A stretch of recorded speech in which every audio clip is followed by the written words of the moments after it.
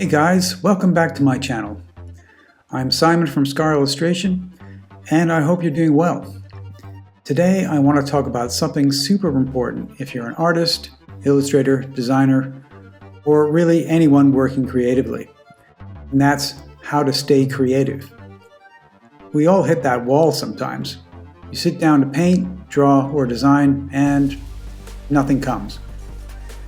I've been there many times. So today I'm sharing some of the methods I use to keep those creative juices flowing, even on those days where I feel completely stuck. Let's dive in. Tip number 1. Be prolific. One of the best ways to stay creative is to just make more stuff. Quantity over quality at first. If you sketch out 10 thumbnails, the first few will be your most obvious ideas, but push past those and you'll start finding more original, interesting directions. Set a timer, maybe 3 to 5 minutes for each thumbnail. Start sketching, and don't worry about how good or bad they look. They're simply ideas or concepts at this stage. When the time's up, move on to the next thumbnail and so on. This helps you avoid perfectionism and get to the good stuff faster. Tip number 2. Experiment. Don't be afraid to just play. Seriously. Take a childlike approach to this.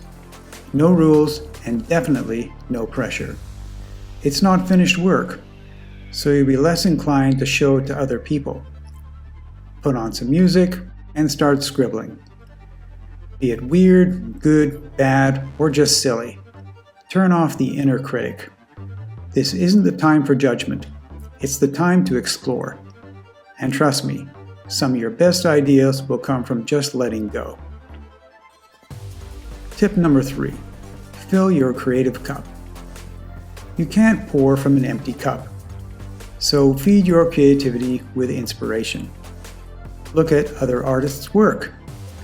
Watch movies. Listen to soundtracks. Play video games with beautiful visuals. Read a book or a graphic novel. Go outside, go somewhere new. Whenever I do these things, the ideas flow so much more easily. It really is like night and day. Tip number 4. Word association. Write down random words on paper. Cut them up. Throw them in a jar. Pick 2 or 3 at random. And challenge yourself to draw or paint something based on them.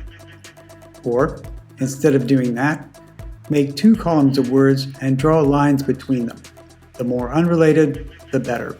It sounds weird, but it works. Tip number 5. Random shapes. Throw down some random shapes or scribbles. Then see what you can find in the chaos. Faces, creatures, landscapes. Flip the page upside down, rotate it, and see what emerges. It's kind of like cloud watching. Some of my favorite ideas started from something totally abstract. Tip number 6. Personal work. Make time for personal work. Or what I like to do, which is lunchtime sketches. In fact, the sketch that you're watching right now started out as a lunchtime sketch, and then I developed it a bit further. Try a new subject, a new medium, something weird or fun. This kind of sketching keeps things fresh, and it might just spark your next big piece. In fact, one of my best paintings came from doing a lunchtime sketch, where I had limited time and just went for it. These types of sketches are also useful for possible future assignments, so you can steal from yourself.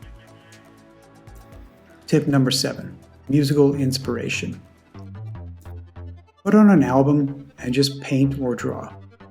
Let the mood of the music guide you. Don't overthink it.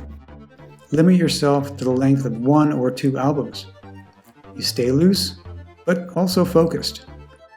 And you're also put in a different place mentally. Plus, there's a time limit too, so you can't endlessly noodle or become too precious with it. Tip number 8. Illustrate a phrase or a quote. Take a quote or saying, such as "storm in a teacup," and turn it into an illustration.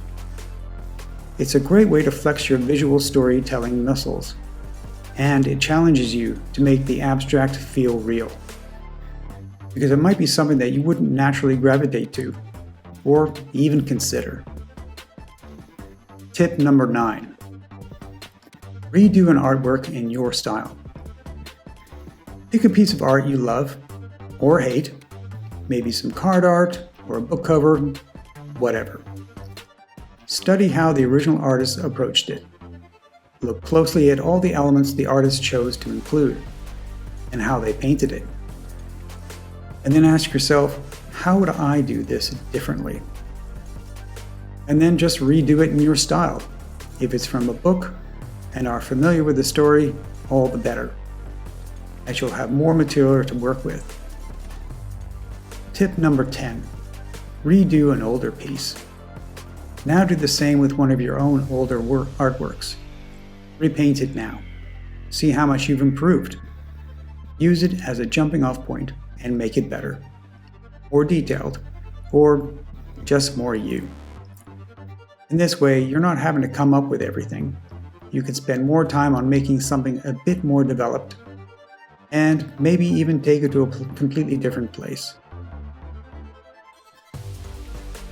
Whichever method you choose, there's a few things to keep in mind, so that you give yourself the best chance of being as creative as possible. Let go of worry and stress. Now, I know that is much easier said than done, but if you can, try to slow down your breathing, do a meditation, maybe go for a walk, get outside, do a workout, go for a bike ride, whatever works for you. The less pressure you put on yourself, the more fun you'll have, and the more creative you'll feel. And that'll come through in your art. Trust the process. Start wide, what I like to call a shotgun blast of ideas, then refine until you've got a sniper shot. Something focused, something you're proud of.